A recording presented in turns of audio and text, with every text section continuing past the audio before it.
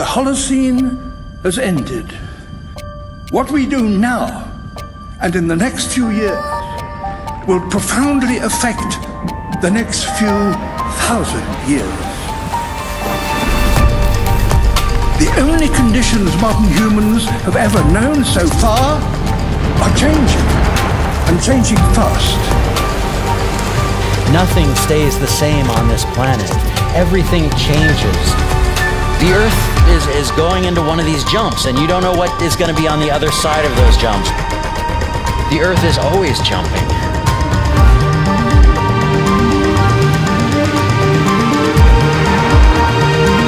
Things move on this planet. Things are not still. Everything is turning.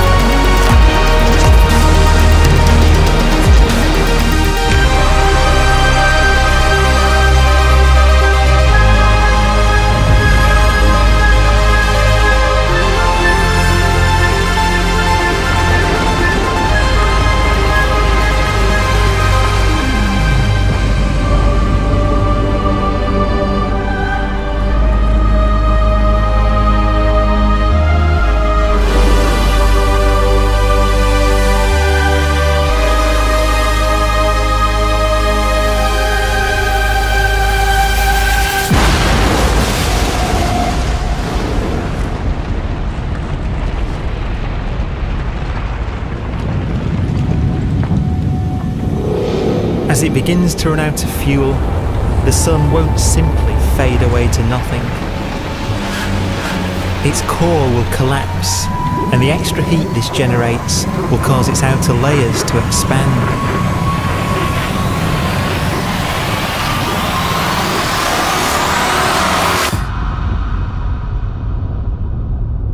The sun is now dead. Its remains slowly cooling in the freezing temperatures of deep space.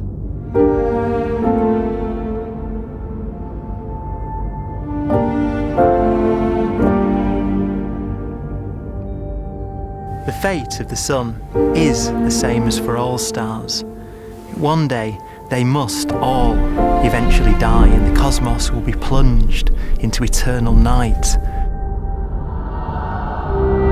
All stars eventually will run out of fuel. The temperature of the universe drops. The stars, one by one, in the night sky, will turn off. And there'll be no more new stars created. And so that the universe will end not with a bang, but with a whimper. And not in fire, but in ice.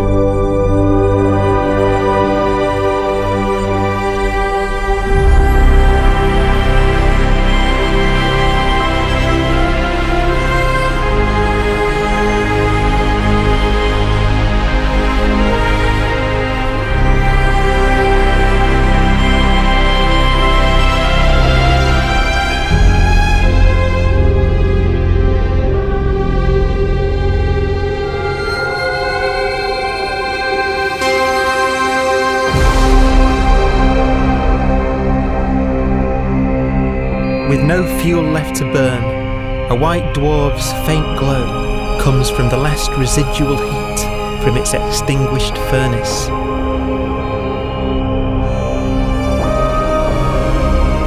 Looking at it from where the Earth is now, it would only generate the same amount of light as the full moon on a clear night.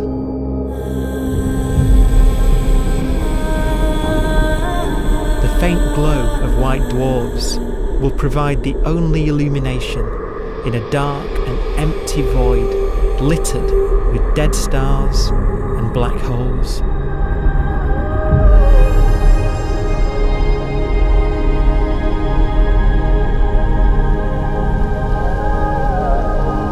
some ways, it's kind of a ghost universe. It's the corpses, the zombie stars, that will take us into the future.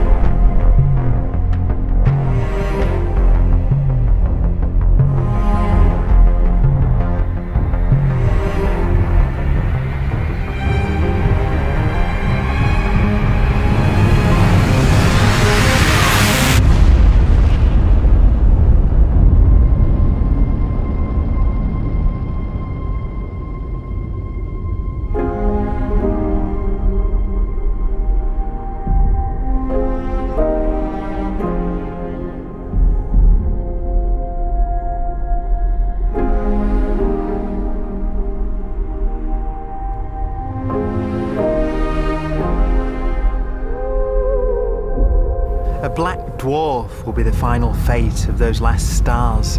White dwarfs that have become so cold that they barely emit any more heat or light.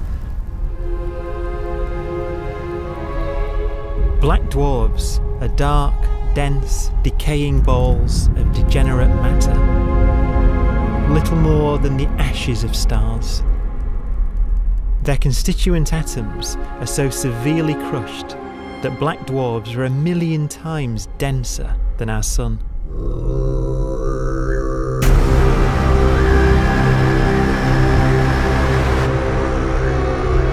Stars take so long to reach this point, we believe there are currently no black dwarfs in the universe.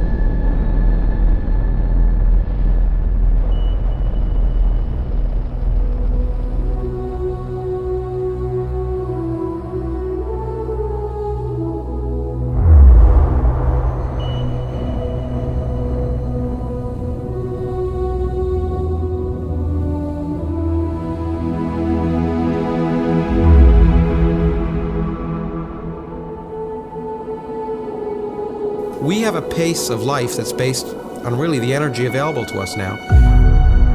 You could imagine living conscious systems which have a very different pace and therefore can extend out at least a lot farther than you'd imagine otherwise.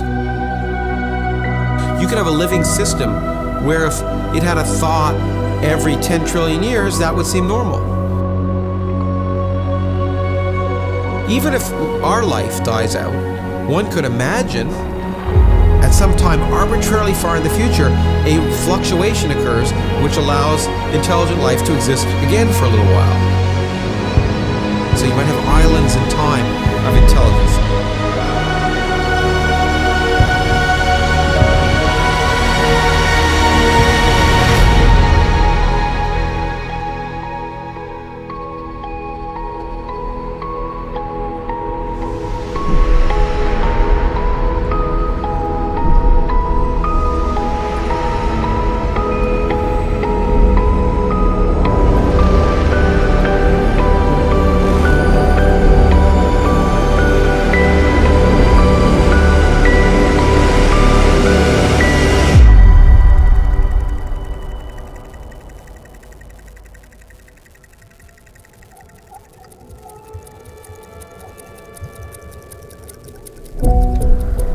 Proton, one of the fundamental building blocks of atomic matter, of what makes us up, can just spontaneously fall apart. Any material that evades the pull of a black hole eventually dies away as its protons disintegrate.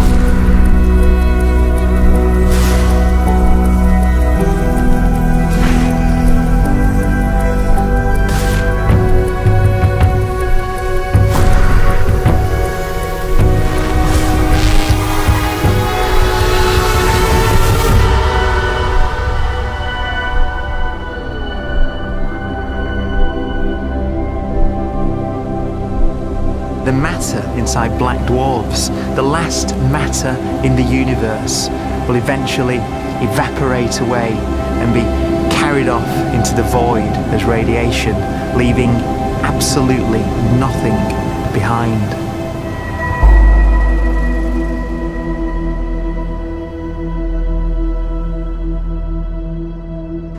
With the black dwarfs gone, there won't be a single atom of matter left.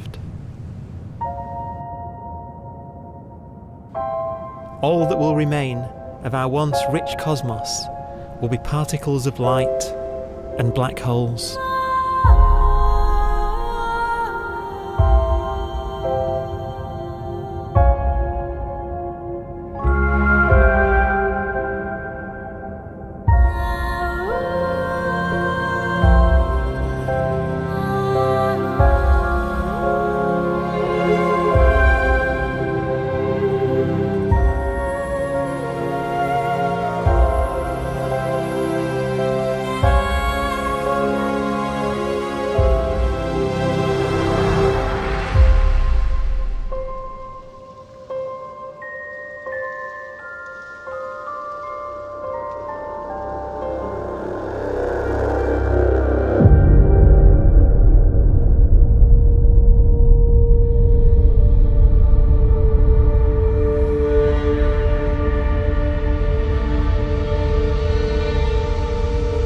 The arrow of time creates a bright window in the universe's adolescence, during which life is possible.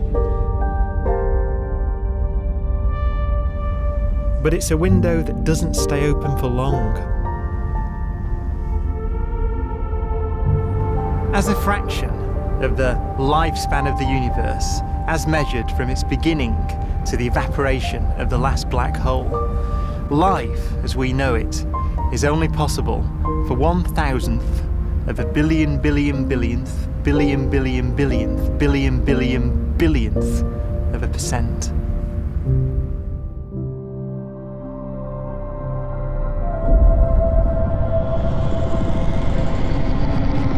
Black holes become the fundamental building block of the universe. A galaxy will basically be a supermassive black hole in a center with smaller black holes orbiting it. Zombie galaxies filled with black holes continue to evolve. They'll eat each other and they'll get bigger, and maybe they'll fall into the supermassive black hole and it'll get bigger. The universe will still be an exciting, dynamic place. It's just that the timescales you're talking about are now trillions of years instead of thousands or millions of years.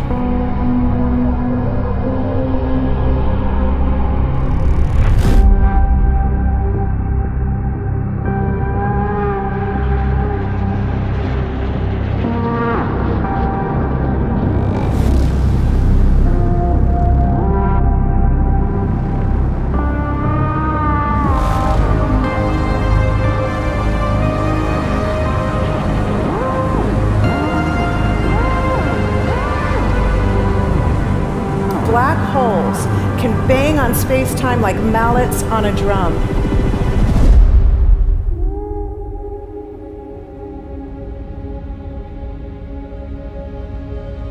And they have a very characteristic song.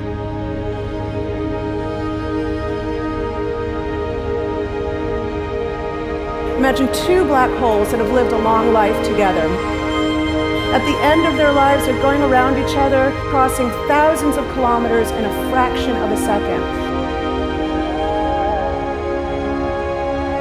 As they do so, they leave behind in their wake a ringing of space, an actual wave on space-time.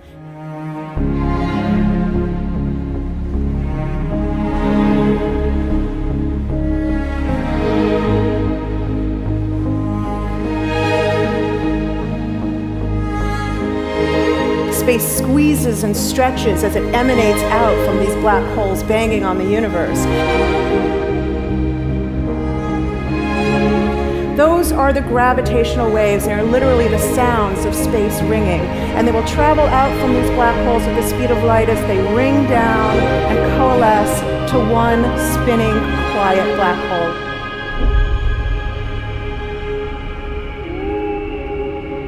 If you were standing near enough, your ear would resonate with the squeezing and stretching of space. You would literally hear the sound.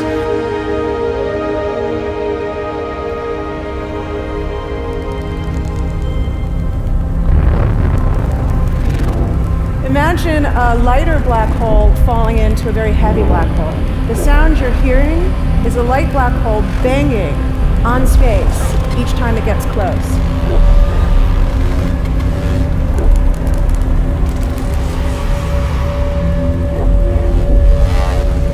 As it falls in, it gets faster and it gets louder.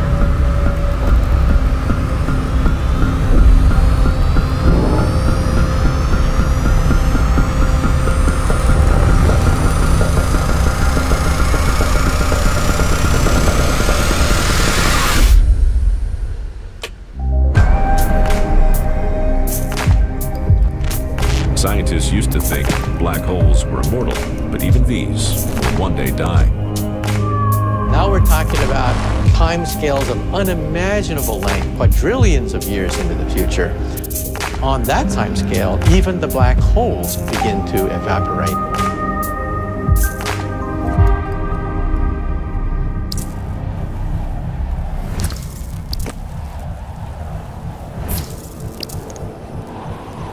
According to quantum mechanics, space is filled with virtual particles, antiparticles, that are constantly materializing in pairs, separating, coming together again, and annihilating each other.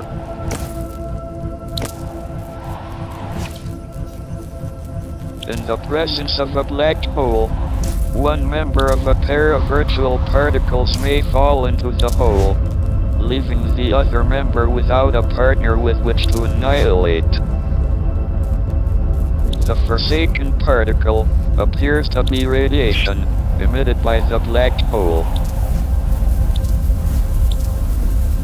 And so, black holes are not eternal. They evaporate away at an increasing rate until they vanish in a gigantic explosion.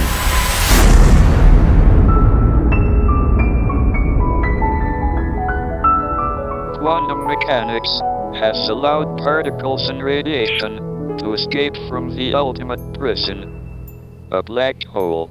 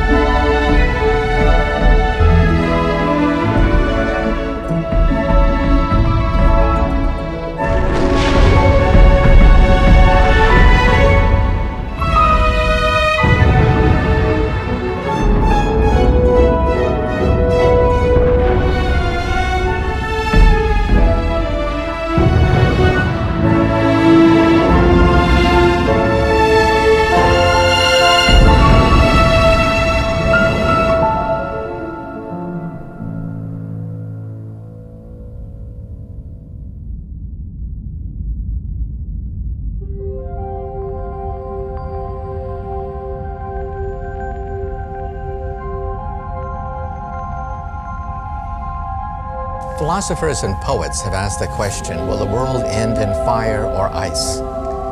We can now give an answer. The latest evidence shows that the universe is not slowing down, but it's speeding up out of control. And the universe, we think, will die in ice.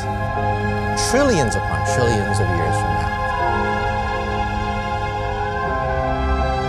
Empty space itself has energy. In every little cubic centimeter of space, whether or not there's stuff whether or not there's particles, matter, radiation, or whatever, there is still energy, even in the space itself. And this energy, according to Einstein, exerts a push on the universe. What is the weird stuff that's accelerating the universe? We call it dark energy. And this stuff is the dominant stuff of the universe. Almost 3/4 of the matter-energy content of the universe is this dark energy. And we don't know what it is. Dark energy, unlike matter or radiation, does not dilute away as the universe expands. This has crucial implications for what the universe is going to do in the future. So what will be the future of the universe? Well, if the dark energy remains dominant and repulsive, the universe will expand forever.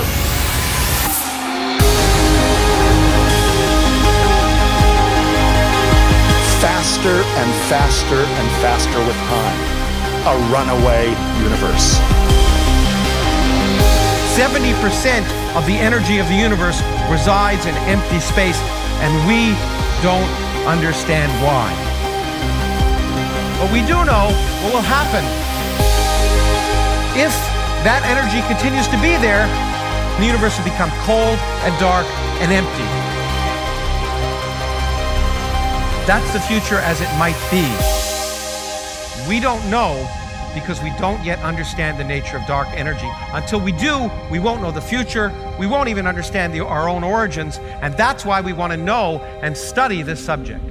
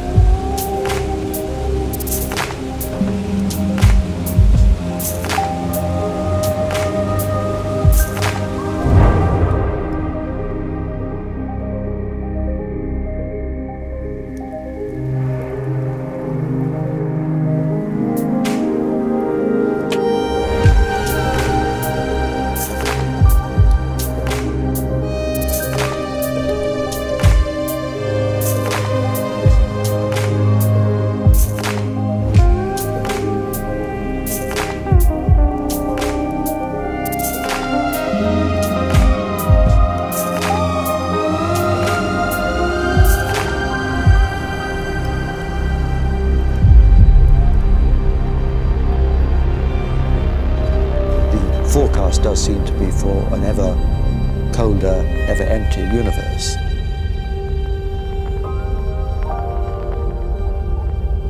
But then, of course, we have to ask, could that end lead to a new beginning?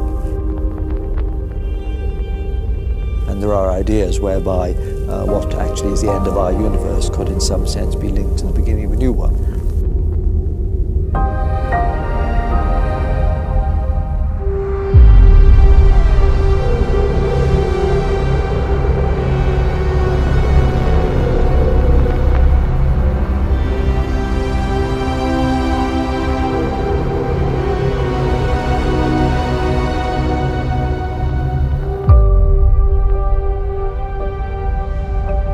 We've worked out the mathematics, the equations. They seem to say that if you have an atom smasher that can concentrate tremendous amounts of energy at a single point, you can perhaps open up a gateway, a baby universe.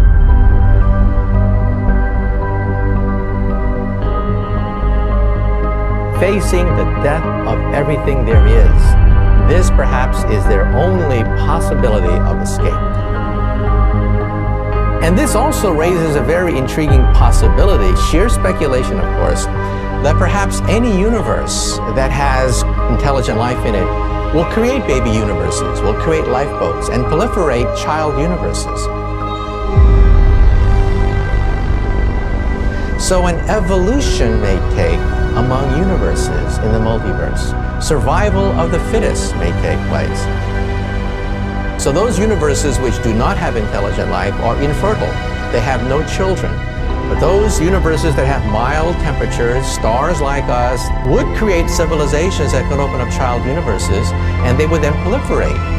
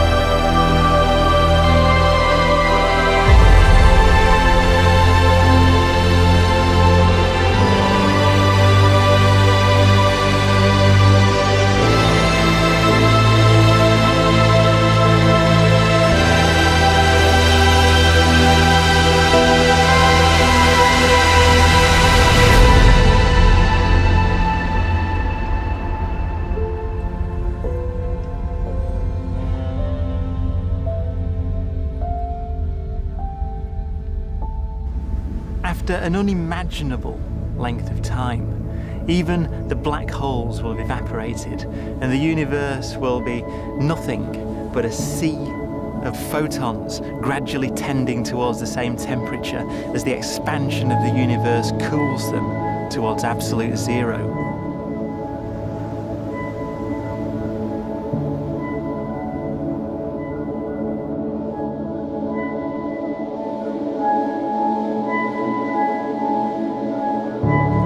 Once the very last remnants of the very last stars have finally decayed away to nothing, and everything reaches the same temperature, the story of the universe finally comes to an end.